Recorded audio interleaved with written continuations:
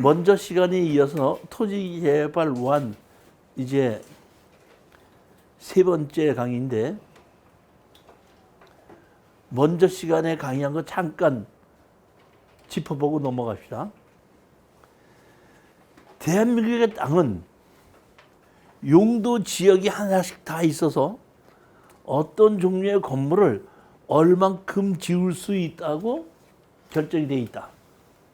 그렇게 해놓고 지방자치단체가 조례로 그 땅에 건물을 짓는 것에 대해서 발목을 잡을 수 있는 권한을 준 것이 용도지구. 그 다음에 법으로 토지의 사용을 규제할 수 있는 권한을 준 것이 용도구역입니다. 이게 국토의 계획과 이용에 관한 법률에 의해서 용도지역, 용도지구, 용도구역입니다. 오늘은 타법령입니다. 타법령. 이 타법령은 먼저 얘기했듯이 제가 가지고 있는 땅에 주변에 어떤 것이 다른 것이 있는 겁니다. 다시 말하면 문화재가 있을 수도 있고 군사기지가 있을 수도 있고 학교가 있을 수도 있고, 이 주변, 다시 말하면 내 땅의 주변 환경 때문에 규제를 받는 것이 이것이 뭐예요? 타법령입니다. 근데 주변 환경뿐만이 아니라 지목에 의해서 특별법을 적용받는 게 농지가 있었고 임야가 있었죠. 그러니까 농지나 임야도 제가 타법령에서 같이 집어넣은 겁니다. 자, 이제 보면은 농지법에 의한 농막입니다. 먼저 시간에 이 농막 얘기를 못했는데, 자, 이번에 농막입니다. 농지법에 의해서 농지에는 내가 농사를 짓는 것을 도와주기 위한 농막을 설치할 수가 있습니다. 자, 정일 씨, 농막은 내가 내 농지에 농막을 설치하려면 허가를 받아야 돼, 신고를 해야 돼? 자, 보시죠. 제가 그래서 이거를 농림수산식품 농마에 관한 사무처리 규정하고 이걸 그대로 옮겨서 그대로 적어 놓은 겁니다. 농지법 시행령 제2조 3항, 농지 전용 또는 신고 절차 없이 설치할 수 있는 농막에 대하여 적용함.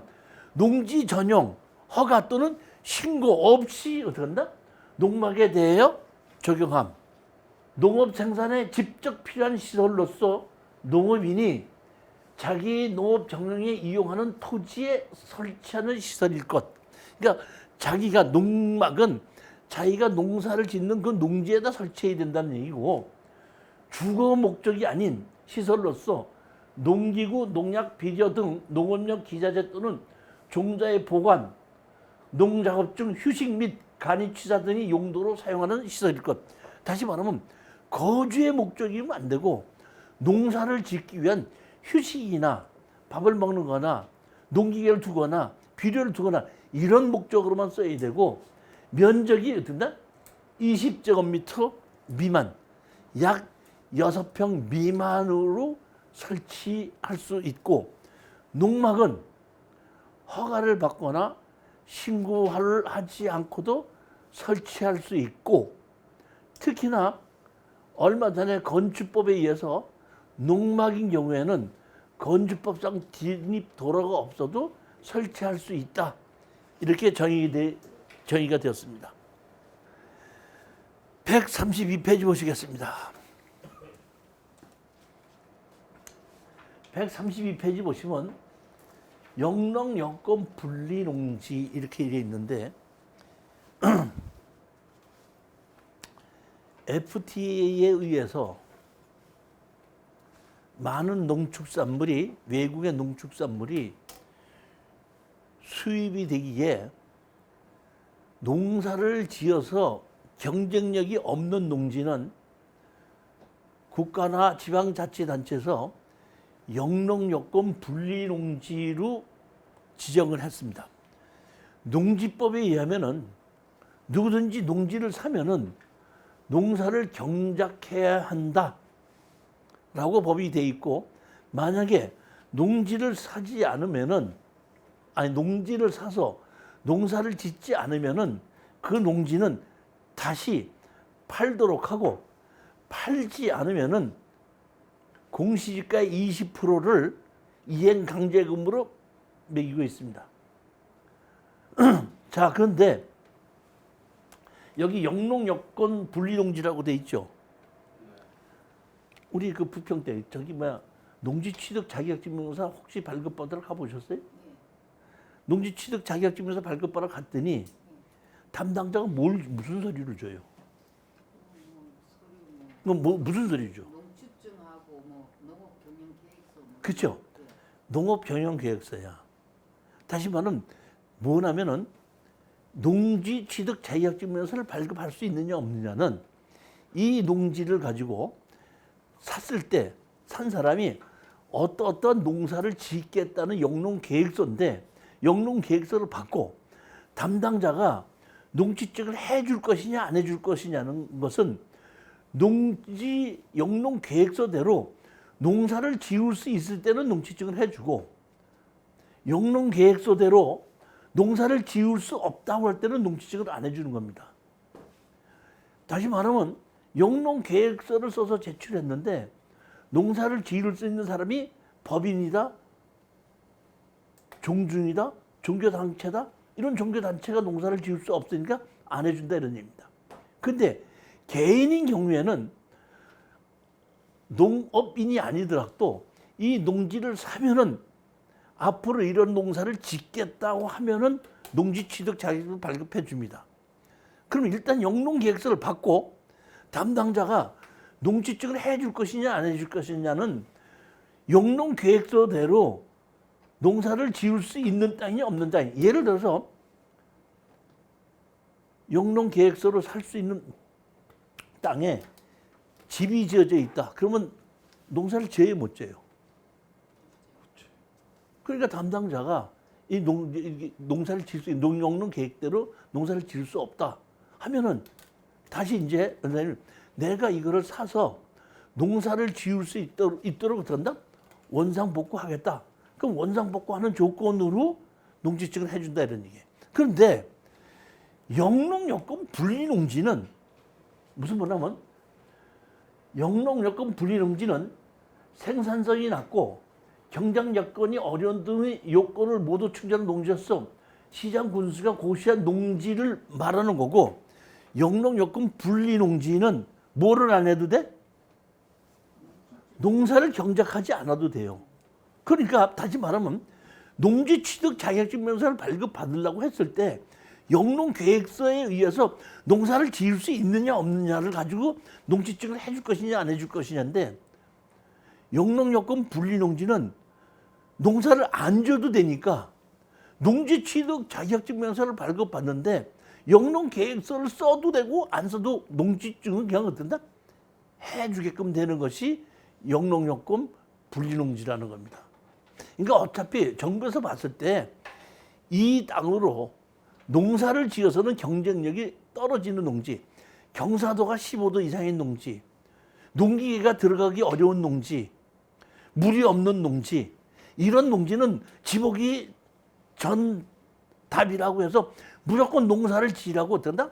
강요할 수가 없지 않겠느냐. 이것이 어떤 뜻이냐면 영농여권 분리농지라는 얘기입니다. 따라서 영농여권 분리농지로 분류된 땅은 농사를 경작하지 않아도 되고 농지 취득 자격증명서를 발급해 주는 것이 원칙이고 영농여권 분리농지는 다른 목적으로 농지를 전용할 때에 허가를 받지 않고 신고만으로도 바로 해주게끔 돼 있습니다.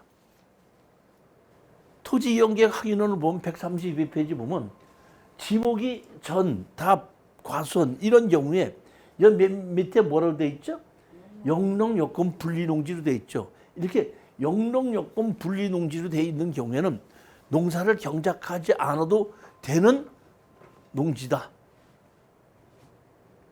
따라서 농지 취득 자격증명서는 발급해 준다.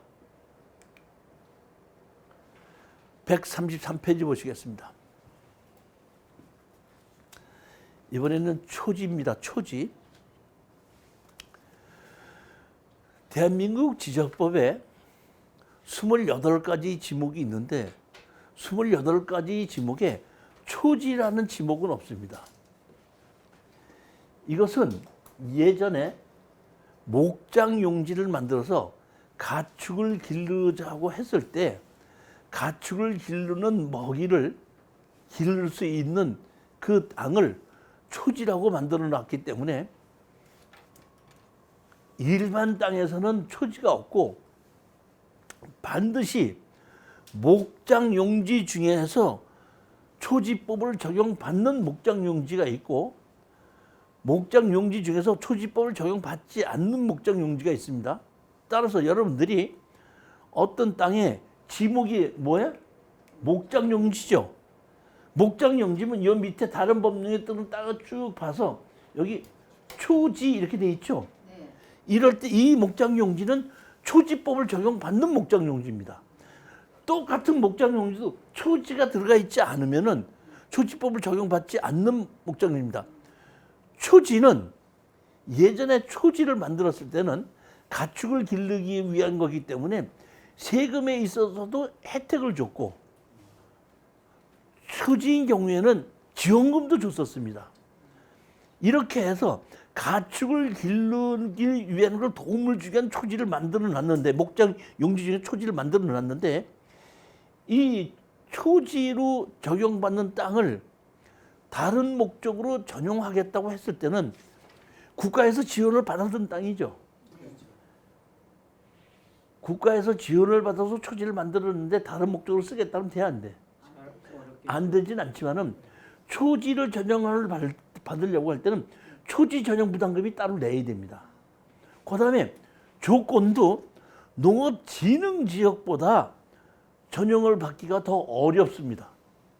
따라서 여러분들은 목장용지다라고 하는 것이 나왔을 때는 반드시 이 목장용지 중에서 초지법을 적용받는 목장용지가 있고 초지법을 적용받지 않는 목장용지가 있기 때문에 초지법을 적용받는지 안 받는지를 확인을 하고 초지법을 적용받는 목장용지라고 할 때는 투자를 조금 더 한번 심각하게 고려해보고 하셔야 되는 겁니다.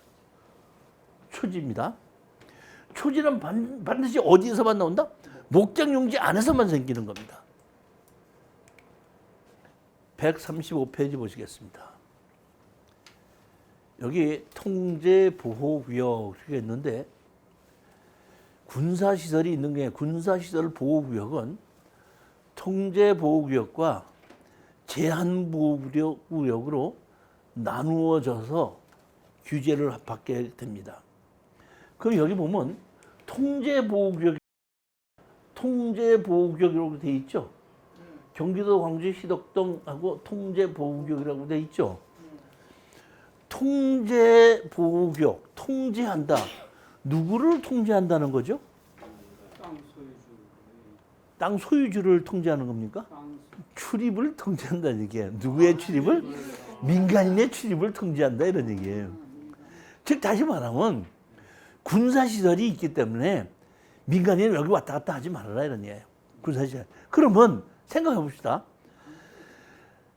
민간인 자체를 출입을 하지 못하게 하는 땅에 그 땅을 사서 집을 짓겠다 그러면 허가가 나야 안 나? 잘 안 나겠죠. 물론 통제보호구역을 다닐 수 있는 사람에게는 할 수도 있겠죠. 민통선 안에 통제보호구역인데 민통선에서 사는 사람들이 통제보호구역 민통선 안에 집을 짓는다. 그때 해줄 수 있겠죠. 그렇지만 외지에 사는 사람이 통제보호구역 안에 규제되어 있는 곳을 땅을 사서 집을 짓겠다는 것은 허가받기가 어렵다고 봐야 되겠죠. 그러면 통제보호구역인 경우에는 결국에는 집을 짓기가 어려울 것이다 이렇게 아셔야 됩니다. 그 다음에 뭐냐면 제한보호구역이 있죠. 이거 보면 제한보호구역입니다. 뭐야? 제한보호구역 있죠. 군사기지 및 군사시설보호법에 제한보호구역 있죠. 제한보호구역이다. 제한보호구역. 제한보호구역인 경우에는 집을 지을 수도 있고 못 지을 수도 있습니다. 자, 이게 아셔야 될 것이 뭐냐면 문화재 보호구역도 있고 군사시설 보호구역도 있죠. 그러면은 어떤 땅이 있는데 여기 땅 근처에 여기에 가운데 뭐가 있어요? 군사시설이 있다 그러면 이 군사시설을 중심으로 500m는 무조건 다 군사시설이에요. 무조건 500m는 전부 다 뭐로 한다? 군사시설 보호구역으로 들어간다는 이제 그 군사시설 보호구역에서 통제보호구역이 있고 제한보호구역이 있는데 제한보호구역이라 그러면은 통제보호구역을 하면 출입 자체를 규제를 하기 때문에 집을 짓기 어렵겠죠. 제한보호구역이다 그러면 집을 지을 수 있느냐 없느냐는 담당 부대장의 허가를 받아서 집을 지을 수 있는지 없는지가 결정이 된다는 얘기입니다. 예를 들어 볼게요. 군사시설이 이렇게 있어요. 군사시설이 있습니다. 여기 이렇게 집이 있고 여기 연변장이 있고 여기 군사의 포가 있고 여기 뭐야? 군사시설 대문이 있다고 가정합시다. 여기 전부 다가 제한보호구역인데 어떤 사람이 여기다 땅을 사갖고 2층 집을 짓는다 이거야. 맨날 같이 이것도 보고 포도 보고 정문에 누가 들락날니까 맨날 같이 볼 수 있죠 여기서. 그럼 부대장이 지라 그래? 근데 여기 그렇지 않고 이 뒤쪽에 있어. 뒤쪽에서 여기 건물이 가르쳐서 면변장이고 출입이 안 보여. 그럼 부대장이 여기는 지어라. 즉 다시 말하면 제한보호구역인 경우에 우리가 건물을 짓겠다고 도면을 제출하면은 그 도면이 어디로 가냐면 관할 부대장으로 가서 관할 부대장이 모양, 크기, 위치를 다 알아보고 이건 지어도 된다, 안 된다 이런 식으로 된다. 규정. 이것이 뭐야? 제한보호구역이다. 통제보호구역이 있고 제한보호구역으로 나뉘어지는 게 있습니다. 그 다음에 보면은 136페이지 보시겠습니다. 이번에는 비행안전구역입니다. 비행안전구역은 비행장에서 직선거리 5km입니다. 5km인 경우에 1구역서부터 6구역으로 나뉘어져서 관리를 하고 있습니다. 비행안전 1구역으로 지정이 되게끔 되면은 1구역 안에서는 풀 한 폭이 할 수도 없고 어떤 돌멩이 하나 갖다 놔서도 안 됩니다. 1구역에서는. 제일 넓은 것이 6구역이거든요. 6구역에서는 45m까지는 질 수가 있습니다. 높이가. 그러면 그 높이가 내 땅에서의 45m가 아니라 비행기 활주로에서부터 45m예요. 그러니까 제 땅이 비행기 활주로보다 한 5m 높은 곳에 있다고 할 때는 6구역이면 40m밖에 못 짓는 거고 비행기 활주로보다 2, 3m 더 낮은 곳에 있다면 그만큼 더 질 수 있는 것입니다. 여기 여러분이 아셔야 될 것은 비행기는 뭐를 안고 뜨죠? 뭐를 안고 떠? 비행기는 뭘 안고 뜬다? 바람을 안고 뜨고 바람을 안고 내립니다. 그렇기 때문에 바람을 안고 뜨고 바람을 이기 때문에 활주로가 어떻게 되냐 이렇게 깁니다. 그래서 이 긴 거를 이용해서 바람을 이용해서 뜨고 내립니다. 근데 1구역, 2구역, 3구역, 4구역, 5구역, 6구역은 똑같이 원형으로 만들어져 있거든요. 그러면 1, 2, 3구역은 가능한 한 요 활주로 앞뒤로가 1, 2, 3구역 쪽이야. 그리고 활주로 옆쪽으로 이게 뭐야? 4, 5, 6구역입니다. 그러니까 비행기가 뜨고 내리는 쪽으로가 1, 2, 3구역에 거의 속하고 1구역은 그 활주로 근처에 전부 다가 1구역이고 양옆이 4, 5, 6구역이라고 생각하시면 거의 맞습니다.